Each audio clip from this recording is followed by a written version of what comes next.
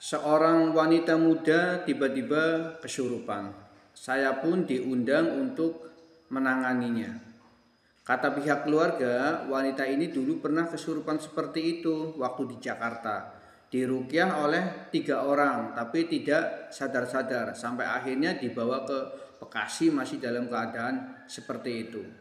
Ketika saya melihat dia, baik tatapan matanya, wajahnya, teriakannya, dan lain sebagainya, saya menyimpulkan ini bukan kesurupan karena gangguan jin.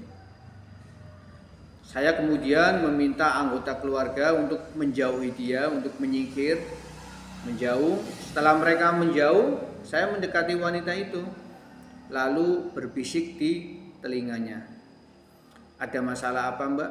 Ayo cerita ke saya.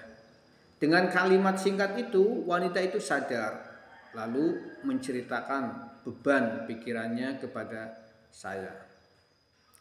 Nah, dalam praktek saya menangani kasus kesurupan, sebetulnya memang banyak kasus-kasus kesurupan yang memang bukan karena gangguan jin. Ada yang karena histeria, trans, atau juga karena skizofrenia.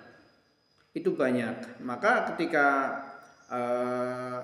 psikolog mengatakan kesurupan bukan karena gangguan jin, ya memang ada betulnya. Cuma kalau dukun mengatakan semua kesurupan itu gangguan jin, kalau psikolog mengatakan kesurupan itu murni karena masalah kejiwaan, kalau kami mengatakan, praktisi ruqyah mengatakan bahwa ada kasus-kasus kesurupan yang memang karena gangguan jin. Walaupun dari pengalaman saya prosentasinya itu kecil sebetulnya, cuma 20%. Artinya apa? 20% dari orang yang kesurupan itu yang memang ada karena gangguan jin, sementara yang 80% kasus kesurupan itu bukan karena gangguan jin. Entah itu karena histeria, trans, atau skizofrenia, dan lain sebagainya. Untuk mengetahui seseorang itu murni kesurupan karena gangguan jin atau karena kejiwaan memang tidak mudah.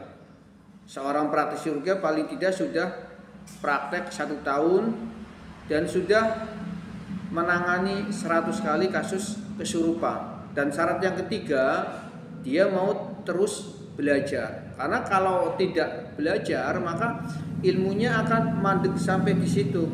Diagnosanya yang dia berikan pun akan sesuai dengan keyakinannya, walaupun mungkin keyakinannya itu keliru.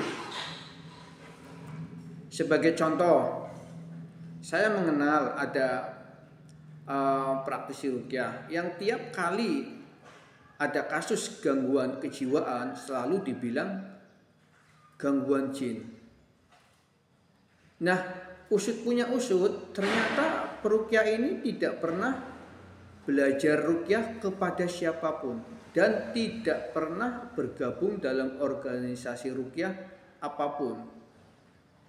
Ilmunya entah dia dapat dari hanya membaca atau apa, intinya dari pertama sampai akhir nggak tahu sekarang, tapi dia itu tidak pernah belajar kepada siapapun praktek ruqyahnya ini. Dan ternyata kan diagnosanya itu salah, walaupun praktek ruqyahnya syar'i, tapi diagnosanya ini menyesatkan. Kenapa menyesatkan? Karena dengan mengatakan itu murni gangguan jin, maka tertutup kemungkinan bagi anggota keluarga untuk minta tolong, minta bantuan ke psikiater atau dokter jiwa.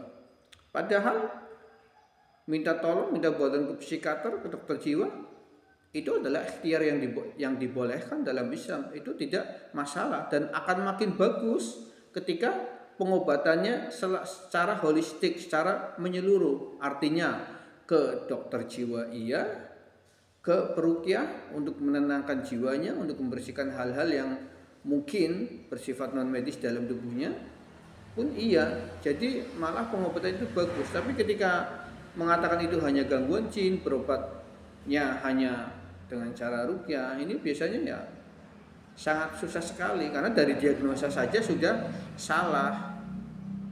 Dari diagnosis salah, tentu dari cara pengobatannya pun, praktek ruqyahnya pun kurang pas. Karena untuk mengobati Kasus gangguan kejiwaan yang karena mempunyai kejiwaan beda dengan kasus pengacau pikiran karena sihir humul namanya. Itu caranya pun beda. Ketika disamaratakan pun hasilnya pun tidak maksimal.